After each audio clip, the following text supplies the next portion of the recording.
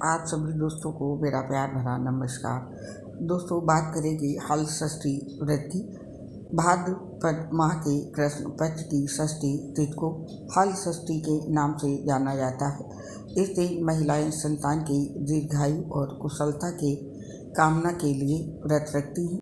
हल षष्ठी व्रत भगवान कृष्ण के बड़े भाई बलराम को समर्पित है। धार्मिक मान्यता है इस दिन भगवान बलराम का जन्म हुआ था। नवविवाहिता ये व्रत संतान सुख के लिए करती हैं। आइए जानते हैं इस व्रत का महत्व, पूजा विधि, डेट और अन्य जरूरी बातें। पहले जानते हैं इस व्रत का महत्व। धर्म ग्रंथों के अनुसार बलराम जी का मुख्य शस्त्र हल और मूसल है, इसीलिए उन्हें हलधर भी कहा जाता है। उन्हीं के नाम पर इस पावन पर्व का नाम हल षष्ठी पड़ा। इस दिन खेती में उपयोग होने वाले उपकरणों की पूजा की जाती है।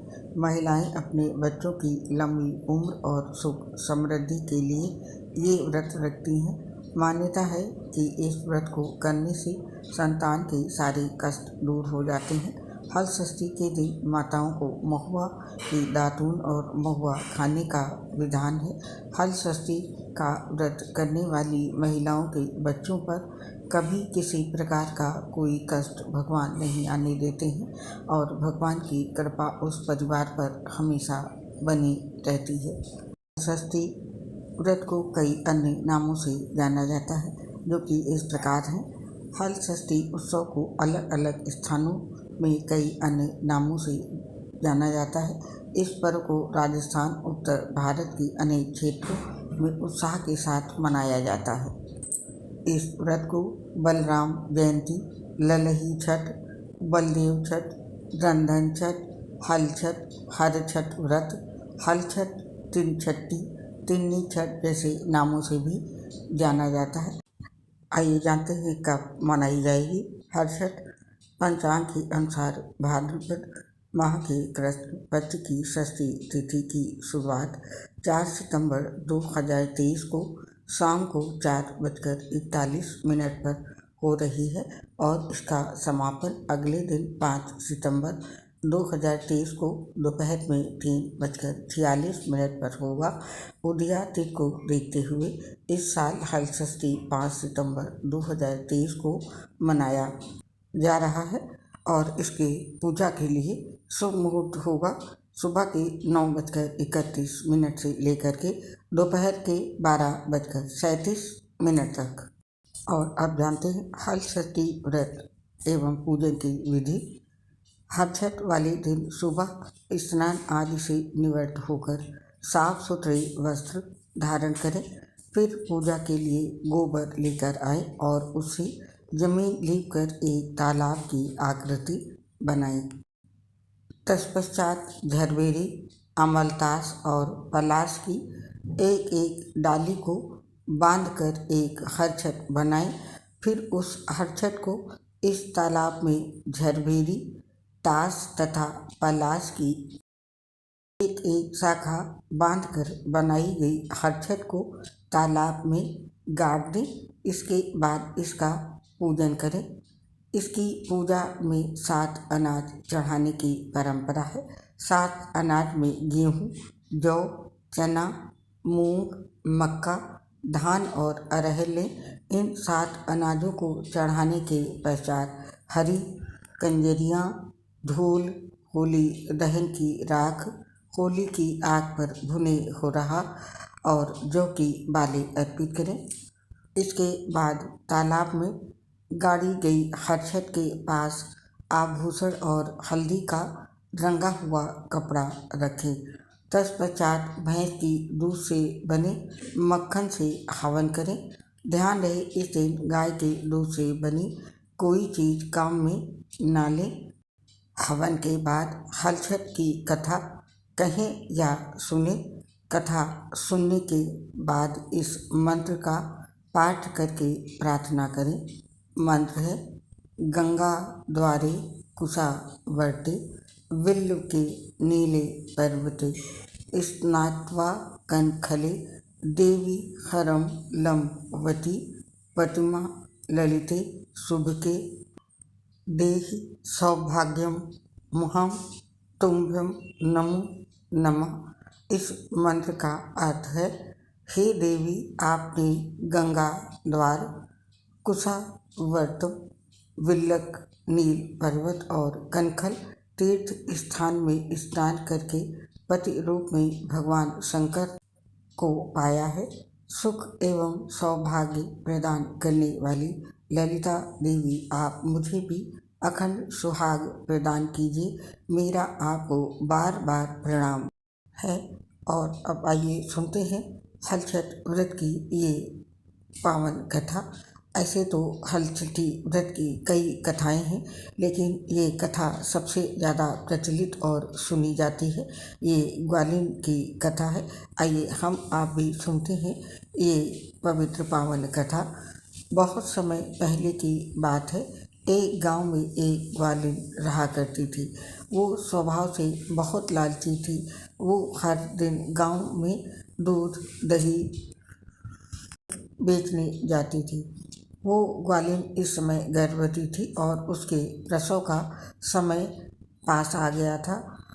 एक दिन जब वो गांव में दूध दही बेचने जा रही होती है, तो मार्ग में उसके प्रसव पीड़ा शुरू हो जाती है, यानी कि दर्द उसको शुरू हो जाता है बच्चा होने वाले का।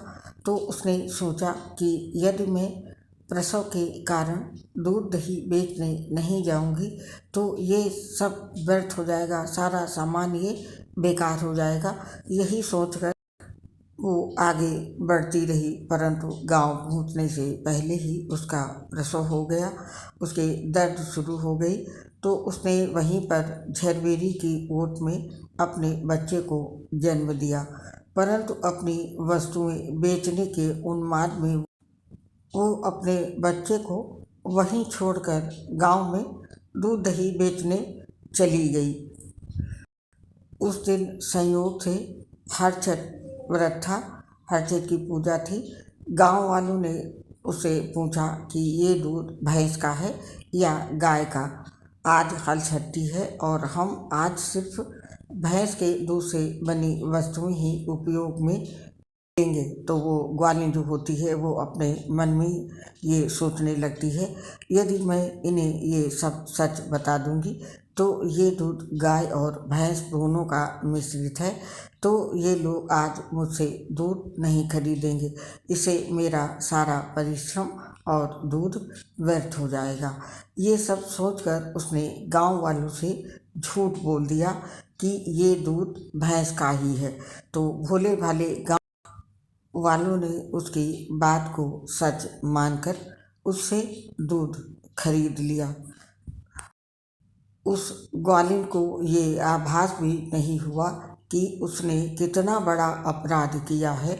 उसके इस पाप कृत्य के फलस्वरूप उसने जिस झरबेरी की ओट में अपने नवजात बच्चे को छोड़ा था, उसके पास के खेत में एक किसान हल चला रहा था।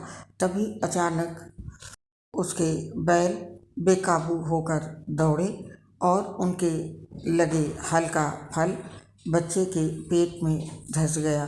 हल के घुसने से वो बालक वहीं पर मर गया। बच्चे को मरा देखकर किसान को बहुत दुख हुआ। किसी को पता न चले, यही सोचकर उसने उस बच्चे के शरीर के घाव को झरबेरी के कांटों से टाँक दिया और अपने बैलों को लेकर वहाँ से चला गया। और जब ग्वालिन दूध बेचकर उस झरबेरी के पास पहुंची तो अपने बच्चे की ऐसी हालत देखकर चीख मारकर रोने लगी।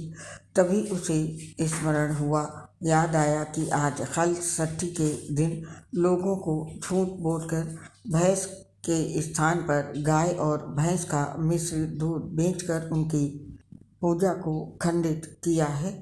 उसने जो अपराध किया है ये उसी का परिणाम है। ईश्वर ने उसे उसी पाप की सजा दी है। यही सोचकर उसके मन में प्रायश्चित का भाव जागा और अपने पाप का प्रायश्चित करने के लिए वो वापस उसी गांव में गई जहां उसने लोगों को दूध बेचा था। वहां हर घर हर गली मोहल्ले में घूम घूम कर उसने अपनी गलती स्वीकारी। उन लोगों को उसे मिली अपनी सज़ा के विषय में बताकर उनसे क्षमा मांगी। तब उन स्त्री और पुरुषों को उस पर दया आ गई और उन्होंने उसे क्षमा कर दिया। साथ ही ईश्वर से प्रार्थना करी कि उस ग्वालिन की भूल को क्षमा करें। सभी से क्षमा मांगने के बाद जब वो एक बार फिर से झरबेरी के नीचे पहुंची तो उसने देखा कि उसका बच्चा जीवित अवस्था में था। उसकी खुशी का ठिकाना नहीं रहा। उसने हाथ जोड़कर ईश्वर को धन्यवाद किया और भविष्य में कभी भी असत्य न बोलने का प्रण किया। अपने स्वार्थ के लिए असत्य बोलना बहुत बड़ा पाप है। इसको ब्रह्म हत्या के समान माना गया है। इसीलिए हमें कभी भी अपने स्वार्थ और दूसरों का अहित करने के लिए झूठ नहीं बोलना चाहिए। व्रत कथा संपूर्ण होती है। बोलिए हरचैत माता की जय। जिस प्रकार हरचैत माता ने उस ग्वालिन की सुनी, उसी प्रकार हरचैत माता सभी व्रत कथा पढ़ने और सुनने वालों पर अपनी कृपा बनाए रखें। हरचैत के व्रत में इन बातों का विशेष रूप से ध्यान रखें। हलछठ के दिन हल पूजन का बहुत महत्व होता है, इसलिए हल से जुटी किसी चीज़ का सेवन नहीं किया जाता है। हलछठ के दिन गाय के दूध, दही एवं गाय के दूध से बनी किसी भी वस्तु का सेवन करना निषेध है। इस दिन हल से जोती गई किसी भी साग, सब्जी एवं अनाज का सेवन करना निषेध है। हलछठ के दिन महुए के दांतों से साफ करने चाहिए। तो दोस्तों, ये थी हलछठ व्रत की जानकारी। आप सभी को हल षष्ठी व्रत की बहुत बहुत शुभकामनाओं के साथ मेरा प्यार भरा नमस्कार। दोस्तों, आप सभी से मेरा एक विनम्र अनुरोध है। मेरे द्वारा पोस्ट में की गई किसी भी प्रकार की जो भी गलतियां या कमी है, प्लीज़ कमेंट करके उसे ज़रूर बताएं ताकि मैं उसे दूर कर सकूं और आप सभी का सहयोग पा सकूं। उम्मीद है आप हमारा सहयोग अवश्य करेंगे। आप सभी का बहुत बहुत हृदय से धन्यवाद।